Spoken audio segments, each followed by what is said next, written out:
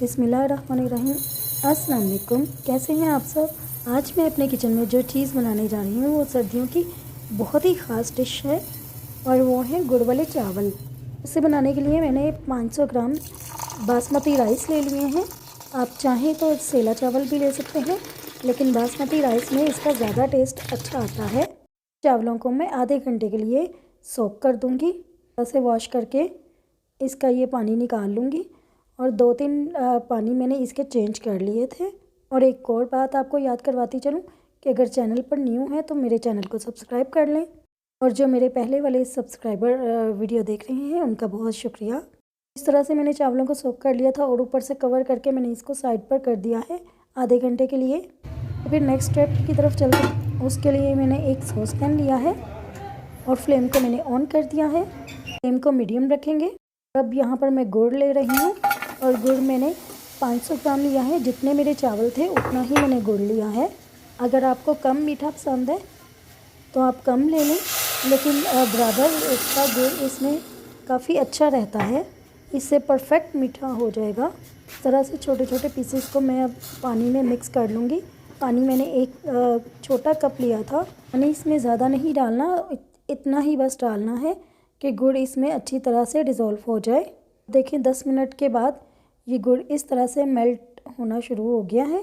चम्मच इसमें बराबर चलाते रहेंगे। हमने इसको एक तार या 2 तार का शीरा नहीं बनाना, जस्ट इसको डिज़ोल्व ही करना है। तो ये देखें इस तरीके से ये सारा गुड़ मेल्ट हो गया है। अब ये रेडी है और इसको मैं चूल्हे से हटा लूँगी। अब एक यहाँ पे वोक ले लूँ। वोक में मैंने 2 लीटर पानी डाल दिया है।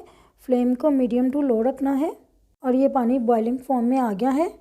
ये देखें इसमें चावल जो सोक करके रखे हुए थे वो आराम आराम से डाल देंगे इस तरह से, और डालकर इनको बॉईल कर लेंगे।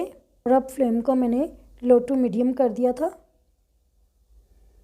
और चावलों को अच्छी तरह से मिक्स कर लेंगे ताकि चावल एक ही जगह पर बैठे ना रह जाएं। चम्मच को थोड़ी थोड़ी देर बाद चलाते रहें। जैसे कि पाकिस्तान में सर्दी का मौसम चल रहा है और आज बहुत शदीद सर्दी थी और ऐसे में कुछ स्पेशल ही मीठा खाने का दिल चाह रहा था। जब भी आप मीठे चावल बनाएं, जर्दा या गुड़ वाले चावल, तो उसमें 90% तक कुक करें, फुल कुक ना करें उसको। यहाँ मैंने चावलों को ड्रेन कर लिया था और साथ ही मैंने वोक में 4 से 5 छोटी इलायची डाल दी है, साथ ही 4 से 5 लौंग डाल दिए हैं। इनसे इसका फ्लेवर जो अच्छा होता है ना, वो आप सोच नहीं सकते, खाएंगे तो ही पता चलेगा। मैंने उसमें फ्राई कर लिया है इलायची और लौंग को। तो मैंने ये वाला सिरप जो हमने बना के रखा था वो डाल दिया है। आपने एहतियात से ये शीरा डालना है क्योंकि इसके नीचे काफ़ी ज़्यादा मिट्टी के ज़रात बैठे होते हैं। आप एकदम से डाल देंगे तो वो मिट्टी भी इसके साथ ही चली जाएगी। 1 टेबलस्पून मैंने सौंफ भी डाल दी है। सौंफ और गुड़ जहाँ पर मिल जाते हैं ना, टेस्ट बहुत अच्छा हो जाता है।